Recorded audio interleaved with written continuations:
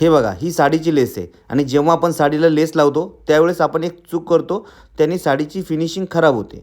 कोपऱ्यावरती fold करताना लेसवरती टीप मारतो, ती टीप कधीच मारायची नाही. हे बघा, हा कोपरा आहे, याच्यावरती टीप कधी मारायची नसते, त्याने फिनिशिंग खराब होते, लेस खराब होते. तर योग्य पद्धत दाखवते, खूप सोपी पद्धत आहे बघा.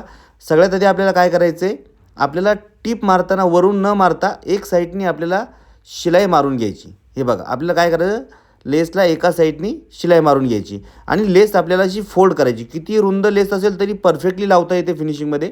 जेवढी लेसची रुंदी आहे तेवढी आतल्या बाजूला मार्किंग करायची आणि आतल्या बाजूला मार्किंग केली की समोरच्या कोपऱ्यापर्यंत दाखवल्याप्रमाणे अशी क्रॉस मार्किंग करून घ्या आणि त्यावरती एक टीप मारा. एका टीपमध्ये कितीही ब्रॉड लेस असेल तरी खूप छान पद्धतीनं आणि छान फिनिशिंगमध्ये लावता येते.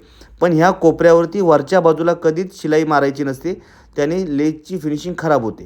हे बघा, याने डिझाईन पण मॅच होते आणि छान आणि फिनिशिंग पण खूप सुंदर दिसते. व्हिडिओ आवडला असेल तर लाईक करा, शेअर करा, सबस्क्राईब नक्की करा आणि कितीही ब्रॉड लेस असेल तर तुम्ही अशा पद्धतीने लावा. खूप छान पद्धतीने लेस लावता येते.